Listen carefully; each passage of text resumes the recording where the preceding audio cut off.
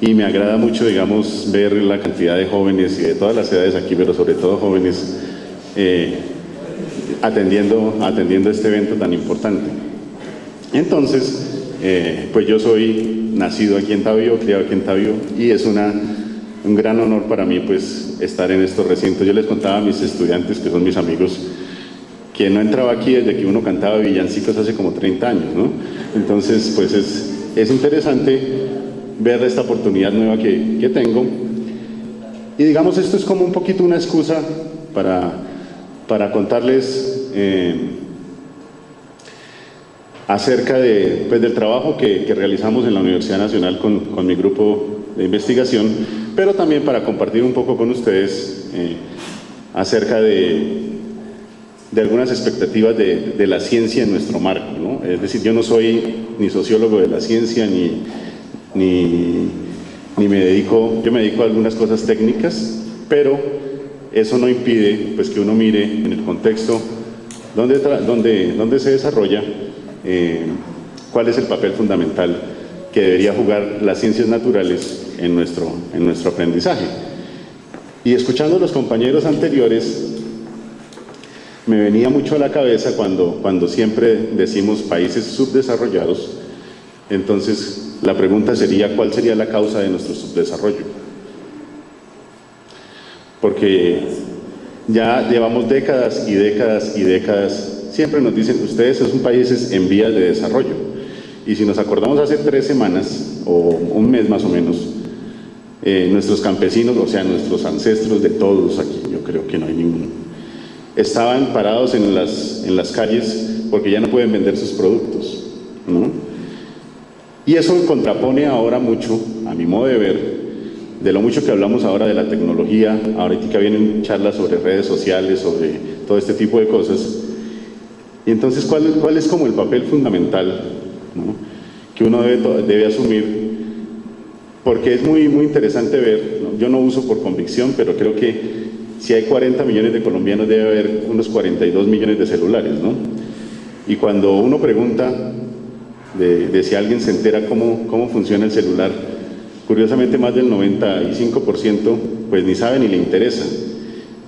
Y bueno, digamos que no le gusten las ecuaciones y todo ese tipo de cosas, pero si uno mira, simplemente uno está siendo un esclavo de lo que le están trayendo siempre, ¿no? Creo que los ponen a cambiar de celular cada 2 o 3 meses o 3, y les toca comprar la nueva tecnología, ¿no? Y eso hace que la ciencia se use también, pues no para ser vía de desarrollo, sino para mantenernos siempre subdesarrollados. Y creo que ese papel nunca lo hemos asumido en Colombia, ¿no? Las ciencias naturales siempre son como el patito feo de todas las clases. Tiene que ver también un poco, a mi modo de ver, con la formación que tienen la gente que enseña este tipo de cosas. Yo he podido estar en algunos programas viendo un poco cómo se desarrolla esto. Como les digo, no soy experto en educación ni pretendo serlo, simplemente es como esta era la excusa. Aquí van a encontrar unas ecuaciones, algún tipo de cosas, pues no le pongan mucho cuidado, simplemente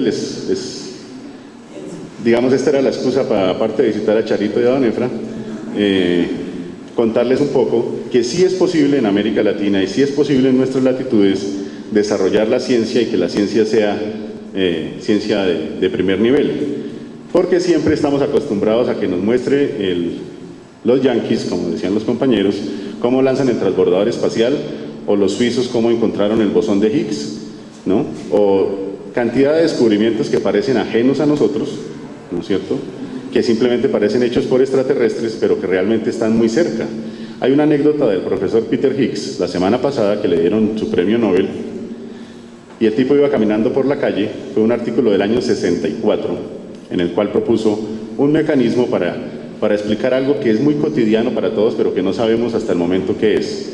Cuando uno le dicen, ¿qué es la masa?, entonces se imagina ya cuando lo mandaban a uno por la carne, vaya, compre una libra de carne, ¿no? Y la libra la marca, la pesa a través de la gravedad, pero no sabemos qué es la masa. Tal vez ahora estamos comenzando como humanidad a entender un poco qué es eso. Y Peter Higgs, cuando hizo su artículo, lo hizo encima de una mesa con un par de papeles, y ha dado la revolución para el experimento más grande de todas las épocas que se ha hecho en la Tierra, que es el LHC, este acelerador de partículas elementales, que está desenmarañando estos misterios de la naturaleza. Pero aparte de eso, todos los que están colgados a la red de internet, todas las redes sociales, el Facebook no nació de un empresario que tenía mucha plata o de alguien que explotaba a sus trabajadores, o de pronto los explota, no sé. Pero la internet nació en los experimentos de física de altas energías por la necesidad de comunicar rápido los resultados que habían en diferentes partes. Entonces, todos estos desarrollos científicos no solo se quedan en los tipos allá que no se peinan, que no se visten bien, sino que después lo llevan a la industria. Y ahí hay un problema muy complicado, que yo no voy a hablar de eso, y es el papel de la industria o el papel de la ciencia en la sociedad. Realmente, pues uno tiene muchos beneficios. Hace 60 años, también un físico que no hablaba con nadie se puso a hacer una teoría muy hermosa donde descubre algo muy interesante, que es la antimateria, y entonces para todo el mundo es completamente algo pues como traído de los cabellos, pero uno le pregunta, ¿para dónde va? Y si no, voy para el médico porque me van a hacer algo que se llama una tomografía de positrones, y los positrones son el resultado también del papel de un físico teórico que necesitaba simetrizar sus ecuaciones para ver que la naturaleza es bella de esa manera. Entonces, digamos, hay mucha ligadura entre lo que es la sociedad y la ciencia marca el destino de la sociedad, así uno no quiera. Las redes sociales es un ejemplo nomás, pero toda la tecnología está marcada simplemente por las ciencias básicas, ¿no? Entonces, como les digo, que esta era como un poco la disculpa para venir también a Tabio y contarles un poco qué hacemos nosotros en la Universidad Nacional y alrededor de este grupo de investigación, porque si la ciencia es algo que es como tal vez un mito, mucho más es la astronomía, la astrofísica, a lo que yo me dedico. Entonces uno dice, ¿y en Colombia a qué se dedican esos? O sea, si no es ingeniero no va a poder sobrevivir. El punto también está en que la ingeniería es la ciencia aplicada, y si no hay desarrollo en la ciencia básica, no hay desarrollo en ingeniería tampoco, ¿no? Eso es completamente claro. Esto es un trabajo que hemos desarrollado con uno de mis estudiantes, y es un poco, digamos, el desconocimiento que tenemos acerca de un fenómeno que es completamente natural para todos, ¿no? Completamente natural, porque de las primeras aplicaciones está la famosa brújula, es decir, el magnetismo se encuentra presente a todas las escalas en la vida diaria, ¿no? Ustedes lo utilizan, los que van al gimnasio y hacen spa y toda esta cosa, cuando la bicicleta se pone un poquito más dura, cuando le suben un botoncito, ese botoncito no es que haga magia, es que simplemente lo que hace es ajustar unos campos magnéticos para que la ley de inducción de Faraday, que les voy a hablar un poquito, haga que la fuerza sobre el disco sea mayor y así se sienta más resistencia. Entonces, estamos plagados, digamos, en la vida cotidiana de todos estos fenómenos, pero aún no entendemos el origen. Entonces, uno de los puntos interesantes es ver cómo ahora esos orígenes pueden estar realmente donde no nos imaginamos, que es en la cosmología, digamos, en el estudio del universo. Entonces, esta primera transparencia es interesante porque muestra también el mapa que hay allá del lado derecho. Es una fotografía de cómo era el universo hace unos 14.000 millones de años.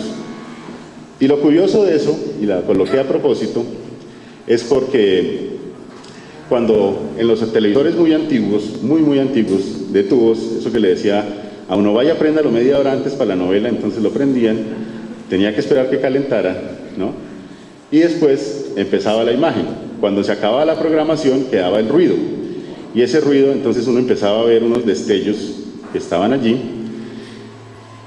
y esos destellos tienen muchos orígenes. Uno es pues el ruido térmico de los componentes electrónicos, pero hay unos destellos muy interesantes, y era una fotografía del universo como fue hace 14.000 millones de años, que es digamos, la mejor reliquia que tenemos de cómo era el universo hace 14.000 millones de años, es esa radiación cósmica de fondo. Entonces es interesante también ver cómo desde allí podemos empezar a aprender un montón de cosas de que lo que pasa en nuestra vida diaria, ¿no? Y ese electromagnetismo. Y del lado derecho está algo muy bonito, porque es como el negativo de cómo se formaron las galaxias. Tal vez en una sola diapositiva yo voy a mostrar eso. Sigamos en la siguiente, joven, por favor. El contenido también sigamos acá. Entonces, el punto está aquí, en que los campos magnéticos se encuentran desde los imanes permanentes que tenemos en las brújulas, ¿no? Pero están en todas las escalas, digamos, presentes en el universo. Entonces tenemos allá un imancito, esto que nos permite orientarnos, o la que permite que los motores se muevan por la fuerza electromotriz allí. Y ustedes pueden ver, digamos, que esa sería una escala como de 1. Y empezamos aquí en esta flechita a mirar, por ejemplo, el campo magnético de nuestro Sol, que es bastante interesante. Muchas de las propiedades que tiene nuestra atmósfera y cómo se ha desarrollado el sistema planetario dependen de esos campos magnéticos solares. Y empezamos a ver un poco, miren los números 10 a la 9, 10 a la 9, escojan un 1 y póngale 9 ceros, ¿no? O sea, como las deudas más o menos de los campesinos de nosotros, más o menos así. Ese es el campo magnético que tiene típicamente una estrella, ¿no? Y empezamos a bajar, en nuestro Sol ya tiene más o menos 10 a la 4, solo un billete de 10.000. La Tierra tiene 0,25, o sea, 1.000.000 de veces más pequeño que el campo del Sol. Sin embargo, ese campo del Sol, de la Tierra, es muy interesante porque no permite que muchas partículas de muy alta energía lleguen a la Tierra. Posiblemente ese sea responsable de que la vida se haya desarrollado como está. Si llegaran partículas de muy alta energía, seguro que tendríamos otro aspecto en cuanto a los seres que habitaríamos aquí. Tenemos ya a la escala muchísimo más grande, a la escala de las galaxias y de los cúmulos de galaxias, campos demasiado débiles. Sin embargo, ¿no? Todos escuchamos de eso, pero hay una gran pregunta en física que no sabemos, es cuál es el origen real de esos campos.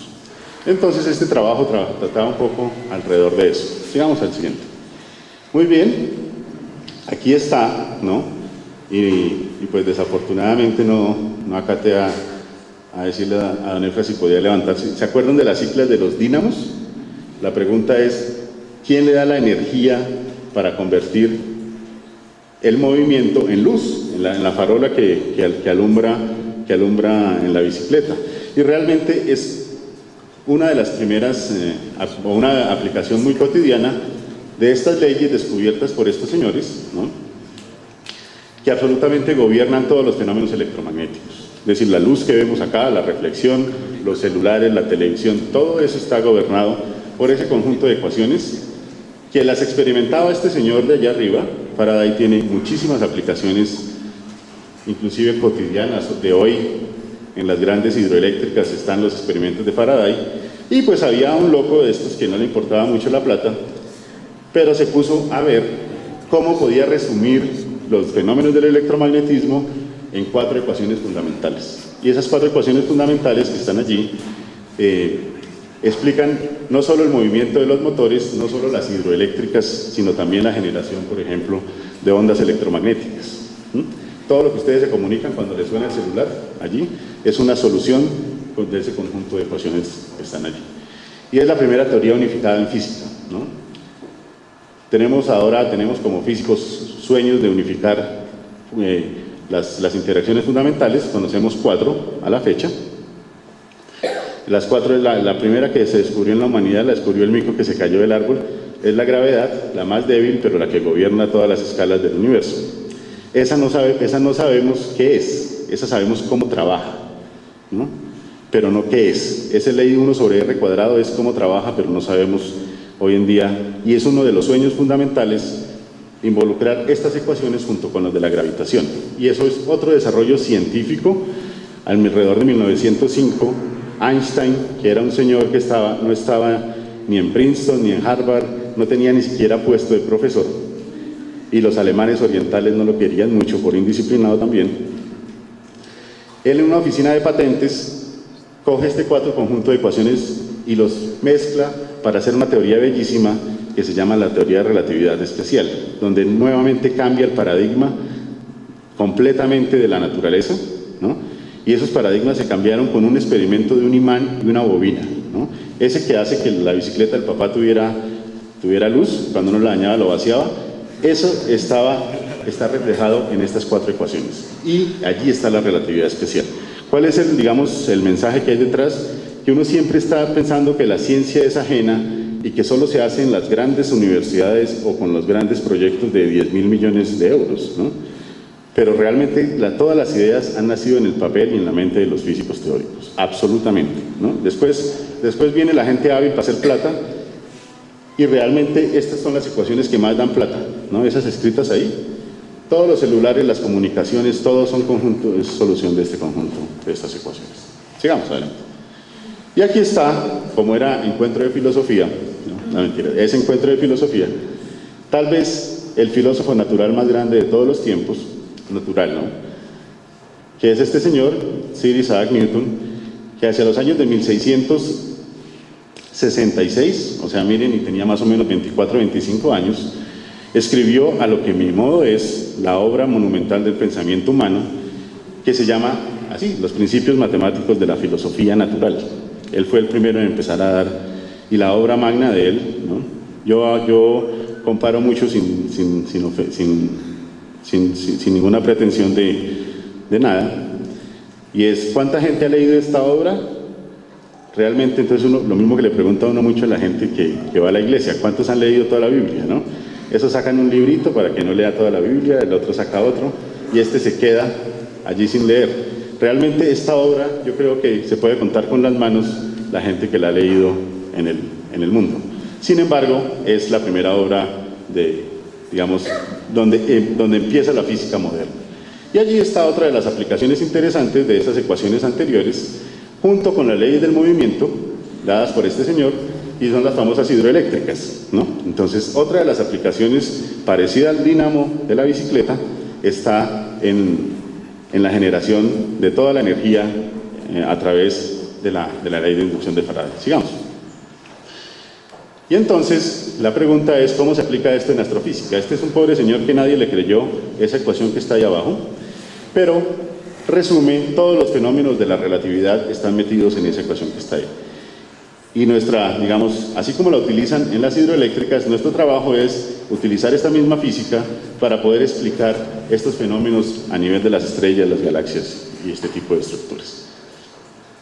Sigamos. Muy bien, entonces esta es una tarea que hay para todos, es decir, no mentiras, es una tarea, ¿no?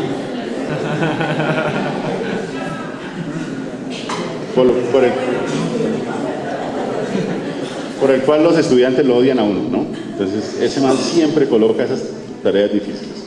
Realmente este conjunto de ecuaciones resume la mecánica en esta que está aquí abajo, con las fuerzas, así se mueve completamente el mundo, y toda la ley del electromagnetismo en esa donde dice así se mueve el mundo. Esa es la ley de inducción de Faraday.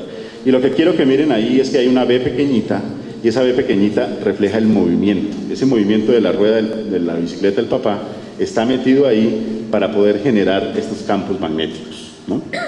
Entonces, es una ecuación que nos pagan, ¿no?, para poder resolverla, y no hemos sido capaces de resolverlas en conjunto, ¿no?, completamente. Cuando no hemos sido capaces ni aquí, ni en Alemania, ni en ningún lado, no es carreta.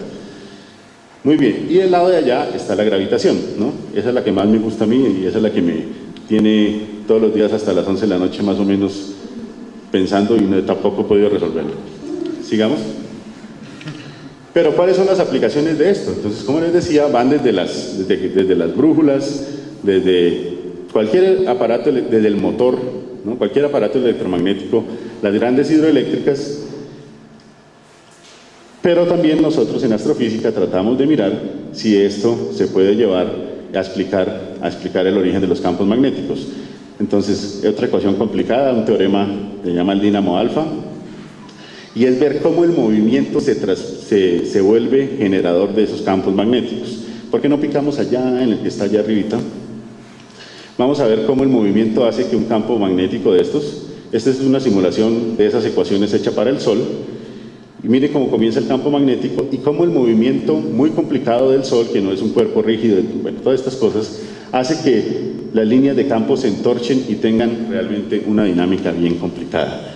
Y esa dinámica es la que hace que los campos magnéticos se mantengan. O sea, ustedes pueden hacer un experimento, coger un imán y una puntillita y empezarle a hacer, y la frotan. y empiezan que esa puntilla se magnetiza por un corto tiempo. Eso es como que están todos desordenados y la profesora Charito decía, se sientan y todos nos sentamos. Eso orienta los espines nucleares allá y se hace en campo magnético permanente, pero no se puede mantener. Entonces, una de las preguntas interesantes, coloquémoslo otra vez, es quién ha mantenido por millones y millones de años un campo magnético, por ejemplo, en el Sol. Y una de las respuestas es la dinámica, este dínamo, el movimiento transformado en esos campos magnéticos sostenidos por millones y millones de años, ¿no? Muy bien, sigamos, adelante. Aquí está otra de las cosas muy interesantes que sabemos solo del siglo pasado, ¿no?